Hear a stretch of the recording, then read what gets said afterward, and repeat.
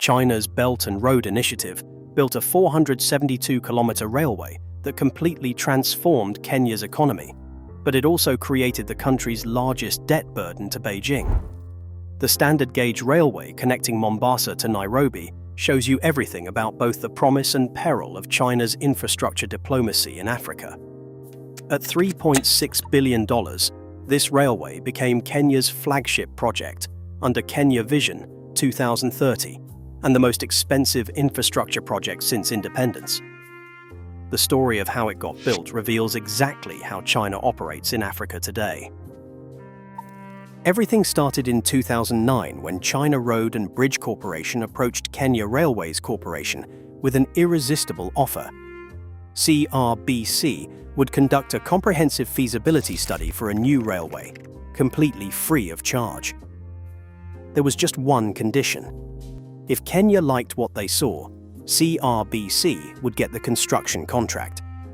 This was not charity, it was pure strategy. By 2011, CRBC had submitted their feasibility report, and Kenya was completely hooked.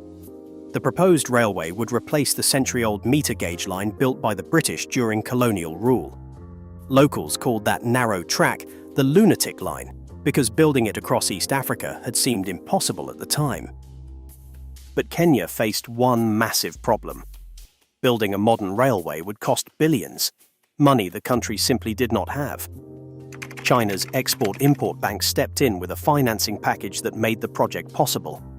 90% of the funding would come from Chinese loans, $1.6 billion in concessional loans at 2% interest, plus another $1.63 billion in commercial loans. Kenya only needed to provide 10% upfront. This financial structure reveals exactly how China's infrastructure diplomacy works.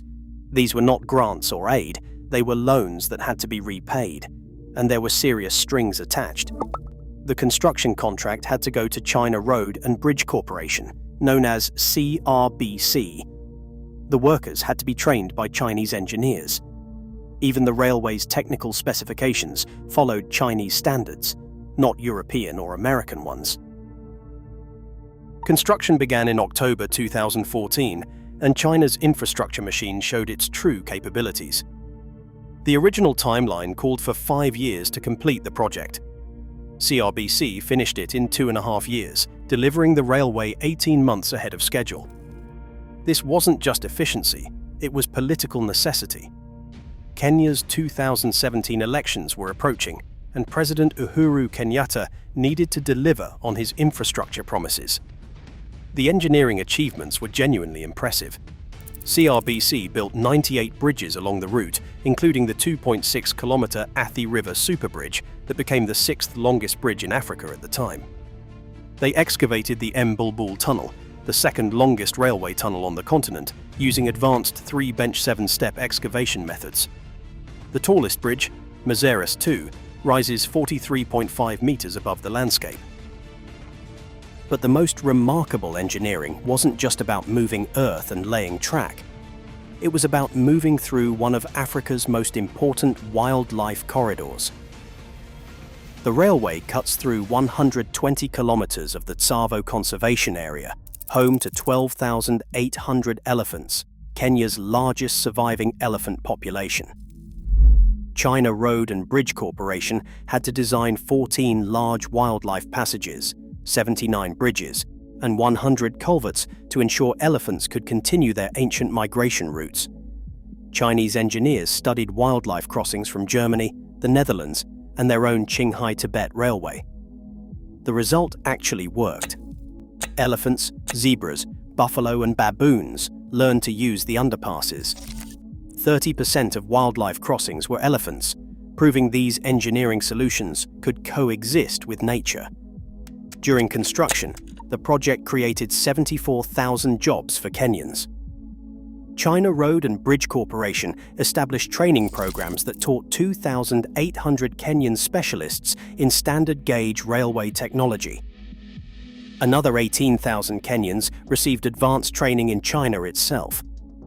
This wasn't just construction, it was technology transfer on a massive scale. On May 31st, 2017, President Kenyatta officially inaugurated the railway. The first fare-paying passengers boarded the Madaraka Express on June 1st, Madaraka Day, the 54th anniversary of Kenya's self-rule from Britain. The symbolism was completely intentional. Kenya was celebrating a new kind of independence through infrastructure. The performance numbers impressed everyone from day one. The new railway cut transport time from Mombasa to Nairobi, from 12 hours by road to 4.5 hours by rail. Cargo that once took 3 days to move via the old colonial railway now moved in 8 hours.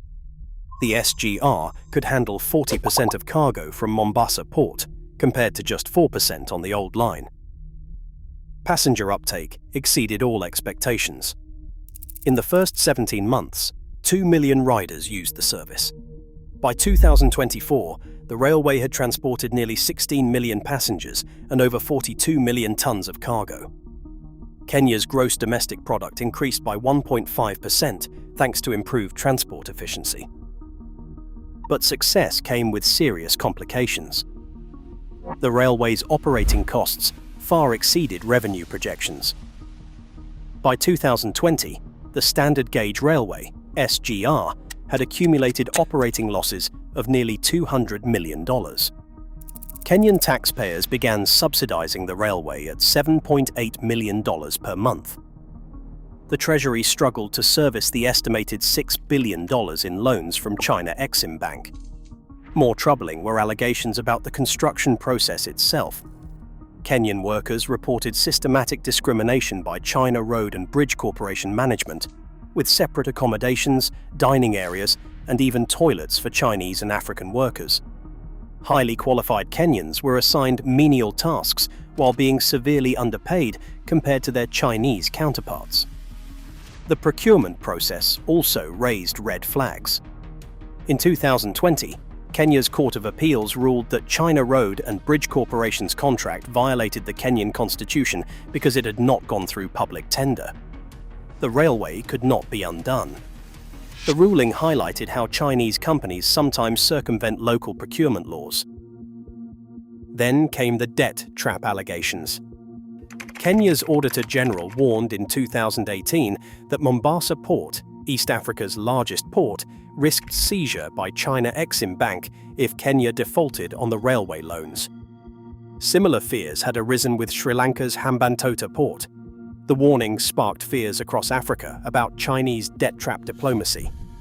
But detailed analysis of the actual loan contracts revealed this was based on a misreading. The Auditor General had mistakenly labeled the port's authority as a borrower rather than a revenue source. Research by Johns Hopkins China Africa Research Initiative confirmed that Mombasa Port was never pledged as collateral. Instead, Kenya had committed railway development levy revenues, a 1.5% tax on imports, to support loan repayments.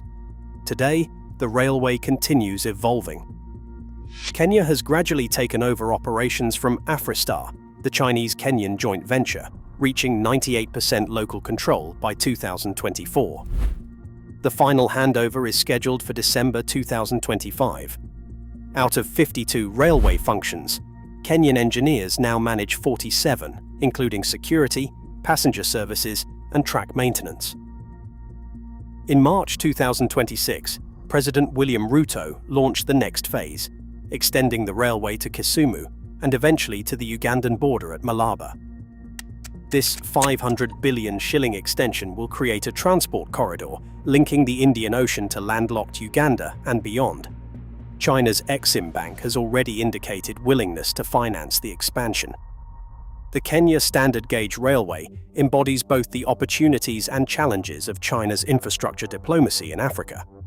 It delivered genuine engineering achievements, a modern railway that moves people and goods faster and more efficiently than ever before. The technology transfer was real, training thousands of Kenyan engineers in advanced railway operations. But it also demonstrates the complexities of Chinese development finance. The loans created significant debt burdens that continue straining Kenya's budget. The procurement process bypassed competitive bidding, and the operational control remained in Chinese hands for nearly 8 years after completion. As China's Belt and Road Initiative evolves across Africa, the Kenya Standard Gauge Railway, often called the SGR, serves as both a model and a warning. When done right, Chinese infrastructure investment can accelerate development and build genuine local capacity. But the terms matter enormously. The difference between partnership and dependency often lies in the fine print of loan agreements and technology transfer commitments. Kenya's railway works. Millions of passengers use it monthly. Cargo flows efficiently from port to hinterland, and the economy benefits from reduced transport costs. Whether it represents good value for the $6 billion in Chinese loans remains an open question that will define Kenya's relationship with Beijing for decades to come.